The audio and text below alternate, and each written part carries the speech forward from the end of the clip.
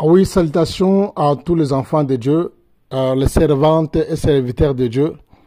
En ligne, c'est votre frère l'enseignant Salomon Kaninga. Nous sommes en train de parler vers la route de la Pentecôte et nous parlons aussi sur la Pentecôte et le Saint-Esprit de Dieu. Voilà un peu, la fois passée, nous étions en train de parler sur la résidence du Seigneur. Il avait une adresse. Nous sommes dans notre 16e séance pour rappeler ce qui peut perdre de vie.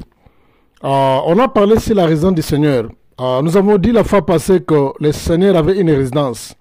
Dans un premier temps, c'est vrai, il est né à Bethléem. Après, on l'a amené au temple. On a prié pour lui le 7e jour selon la loi juive. Et on l'a déplacé. Marie est venue s'installer à Nazareth, dans la province de Galilée, comme les Écritures avaient indiqué. Il sera appelé Nazaréen. Et après ça, quand on a appris la mort de Jean-Baptiste, le Seigneur a appris plutôt l'arrestation de Jean. Quand Jean était arrêté, le Seigneur, c'était vers le début de son ministère. Il est venu maintenant, il a quitté Nazareth. Il est venu s'installer à Capernaum, une ville qui est situé sur le lac de Galilée. C'est là où il a passé tout le reste de sa vie jusqu'à sa mort. Il avait une résidence. Et c'est là où d'ailleurs il avait recruté aussi les apôtres. Donc vous allez vous rendre compte que c'est vraiment tellement puissant. En principe, si quelqu'un a besoin d'influencer, si quelqu'un a besoin de transformer l'image d'un environnement, il doit aller vivre dans les capitales. En principe, c'est ça. Partout dans le monde, si vous avez voir quelqu'un a besoin de s'épanouir, il a besoin d'être célèbre, il a besoin de faire un nom. Le premier cible qui monte dans sa pensée, c'est d'aller vivre dans la capitale. Citez-moi une seule personne que vous connaissez qui a existé et qui a influencé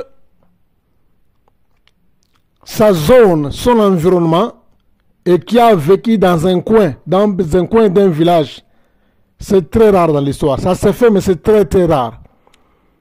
Citez-moi même un musicien chrétien que vous connaissez, même un musicien païen que vous connaissez, congolais, qui a évolué à l'intérieur là-bas. Il a fait de grands succès. Il a même changé l'image du pays avec ses cantiques. Partout en principe, quand les gens vont faire le succès dans les villages, à la fin, il doit se rendre dans la capitale. Partout c'est comme ça. Puisqu'il a besoin d'être célèbre, il a besoin d'être connu. Mais chose drôle, la Bible dit, le Seigneur Jésus-Christ, Dieu l'avait oint avec le Saint-Esprit sans mesure. Il n'avait pas besoin de vivre dans la capitale, Jérusalem, pour influencer, changer l'image d'Israël. Mais il n'avait même pas... Imaginez-vous que même Capernaum, c'est une petite ville seulement. Une petite ville, une toute petite ville. Non, c'était vraiment... Mais est-il qu'il avait le Saint-Esprit dans toute sa plénitude dans un corps humain? C'était un dégât, un désastre. Jusqu'à tel point qu'il va marcher sur les eaux. Comme un papier, on dit non, c'est un fantôme. Donc, et quand il chasse les démons par les doigts, on l'appelle Belzéboul. Les démons, il est chassé, lui-même dit que non, j'ai chassé les démons par les doigts. On l'appelle Belzéboul. Il marche sur les eaux, on dit non, ça c'est un fantôme. Non, c'était l'efficacité du Saint-Esprit dans toute sa plénitude venant vivre dans un corps physique. C'est comme ça que dans un coin victime de l'espace, vivant dans un coin, et il a influencé tout Israël. Parce qu'il avait en lui le Saint-Esprit sans mesure, et il n'avait pas besoin d'être nécessairement dans la capitale, peu importe le coin il va se situer, son influence va se répandre. Et c'est là, à Capernaum, qu'il avait recruté le pécheur et certains disciples qu'il avait. Et nous le savons tous que tous les disciples du Seigneur étaient des Galiléens, ils avaient le même langage. Même dans leur tonalité, leur manière de parler, ils avaient le même langage. Raison pour laquelle l'apôtre Pierre était arrêté dans la cour quand on jugeait le Seigneur.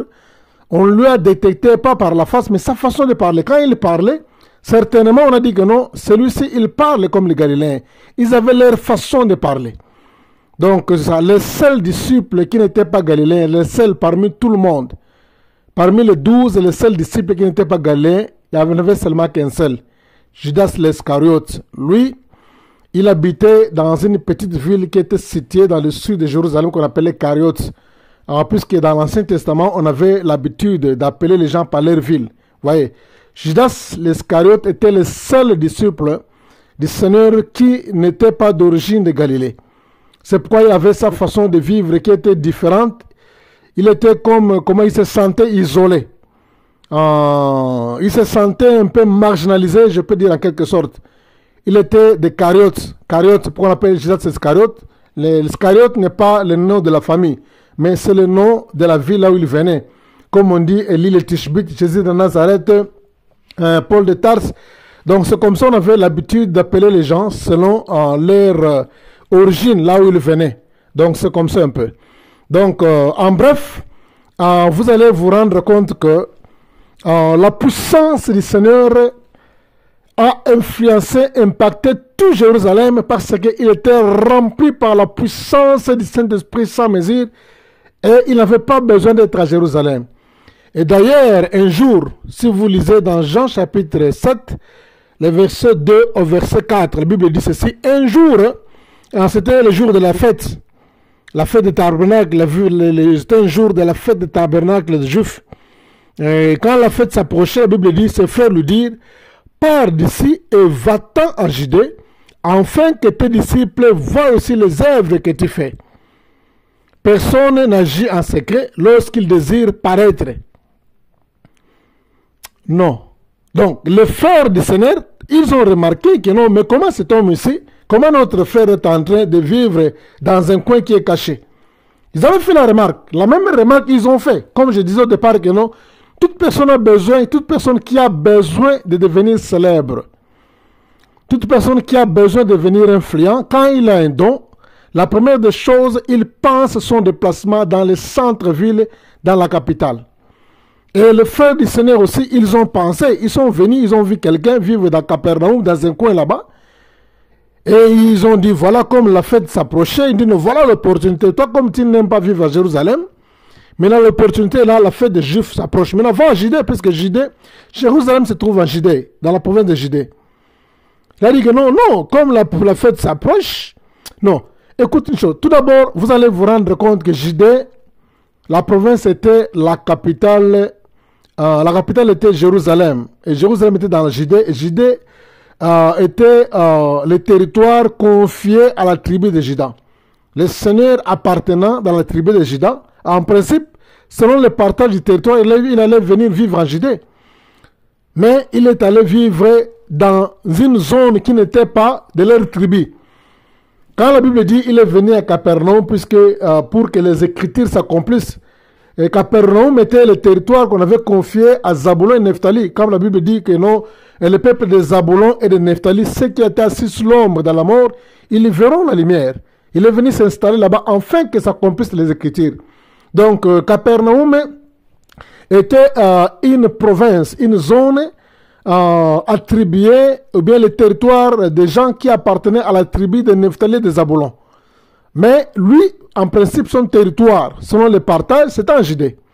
Ses frères lui disaient que non, va-t'en, va te déplacer, va à Judée là-bas, puisque tu as tout le monde qui a besoin de paraître, il doit se rendre en public. On lui dit, pars d'ici, va-t'en en Judée, afin que tes disciples voient aussi les œuvres que tu fais. Personne n'agit en secret.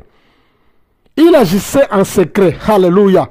Pourquoi en secret? Puisque par rapport à la victimisation de sa location, il vivait à Capernaum, une ville qui était cachée. Il peut opérer des miracles en cachet. Mais comment expliquer que son influence a transformé même l'image de tout Israël, même aux environs. La Bible dit, ça est renommé, c'est répandu. Mais quelqu'un qui était caché en secret dans Capernaum, malgré qu'il faisait des déplacements. On dit, personne n'agit en secret lorsqu'il désire paraître. Voilà le mot ici, c'est le désir de paraître. Quand quelqu'un a le désir de paraître, il doit se rendre dans des lieux publics, dans des villes influentes. Il doit se rendre dans des capitales, dans les centres qui sont connus. C'est là où il se rend. C'est comme ça dans la nature. Mais la Bible dit, victime de l'espace, à Capernaum, dans un endroit qui était secret, une petite ville, c'est là où il a vécu. Oh Seigneur de gloire. Et on nous dit que non, si tu fais ces choses, montre-toi toi-même au monde. Si tu fais ces choses, montre-toi toi-même au monde, puisque ses frères aussi ne le croyaient pas. Donc, bien aimé dans le Seigneur, ce n'est pas vraiment... le Saint-Esprit n'opère pas de la manière des hommes. Ce n'est pas nécessairement qu'il faut vivre dans la capitale pour transformer, changer l'image des gens. Non, non, non, non. Avec l'onction, la puissance de Dieu, partout tu peux te présenter, mais quand tu as la puissance de Dieu en toi, la puissance de Dieu est capable de transformer, de changer. J'ai connu des pasteurs qui ont grandi, qui ont volé dans les villages, que Dieu a utilisé puissamment, qui n'ont jamais vu même des capitales de certains pays. Même les capitales de son propre pays n'a jamais vu ça. Mais il est toujours à l'intérieur, mais la manière où Dieu l'utilise, par la puissance du Saint-Esprit, il est aussi capable d'influencer d'autres provinces. Ça c'est fait. Alors, c'est un peu ça, bien aimé de le Seigneur. Nous sommes en train de parler sur les œuvres du Saint-Esprit dans la vie du Seigneur. En dehors de ça aussi, nous allons comprendre que sur la croix, la Bible dit Jésus-Christ expira. Sur la croix, Jésus expira. C'est-à-dire quoi?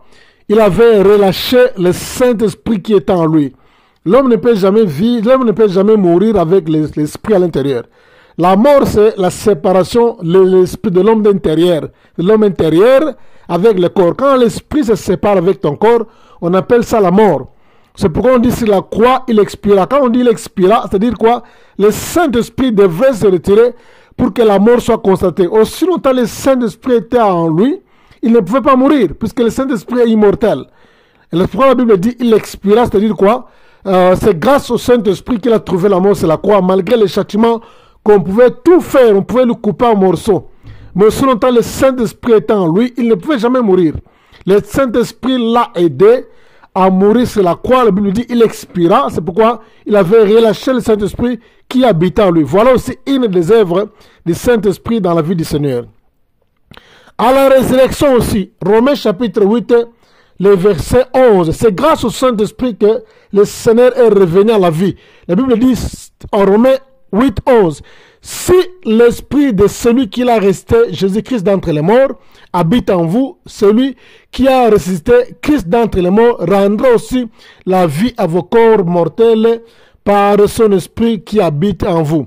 On dit, si l'esprit de celui qui a ressuscité Jésus, c'est-à-dire quoi? Le Saint-Esprit a aidé aussi le Seigneur à être ressuscité d'entre les morts. C'est le Saint-Esprit. Voilà, donc les œuvres du Saint-Esprit a travaillé beaucoup pendant la vie physique du Seigneur quand il était sur la terre. Donc vous voyez que commençant par la naissance jusqu'à la résurrection, jusqu'à même à l'ascension, nous allons parler, c'est même l'ascension dit que non, l'Esprit de Dieu l'a fait disparaître dans une nuée.